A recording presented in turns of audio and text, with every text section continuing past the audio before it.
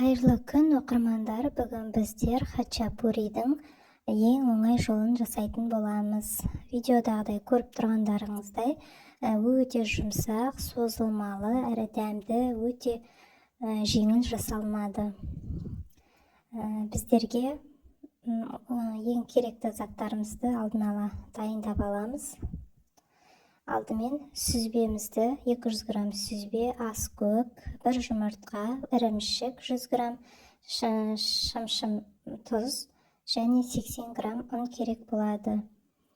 Алдымен сүзбеміздің үстіне жұмыртқамызды жарып, және ас көгімізді салып, тұзымызды салып, ірімшігімізді міндетті түрде күштен өткізіп, сүзбемізге саламыз.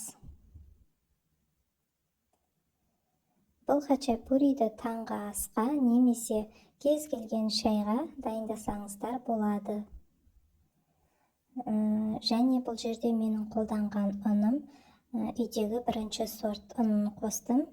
Бұл жерде өздеріңіз қалағандай жоғарғы сортты немесе күріш ұнын, немесе овсянка ұнын, яғни диетический қылып қолдансаңыздар да болады.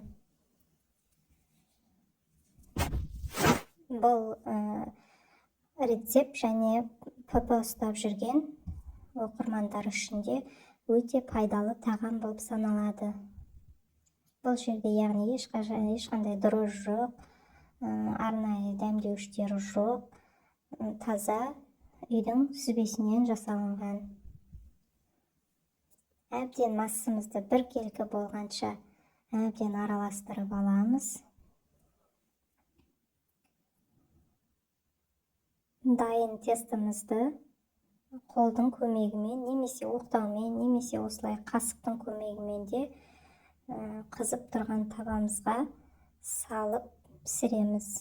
Яғни табамызды отқа қойып, әбден қыздырып, сармайды салып, кішкентай ғана сармайды салып табаны қыздырамыз. Май ерігеннен кейін хачапуриімізді бір жағын 2-3 минуттай қызартып, 2-3 минутта қызарып дайын болады. Сол кезде екінші жағын аударып пісіріп аламыз.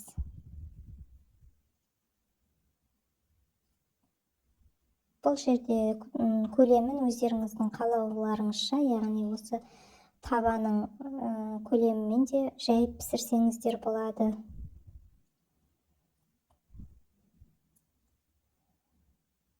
Піскен дайын болған хачапуриімізді жылы күйінде ұсынамыз. Видеода көріп тұрғандарыңыздай өте жұмсақ, сыры созылмалы болып пісіп шығады. Өте дәмді, сіздерге де ұнайды деген ойдамын.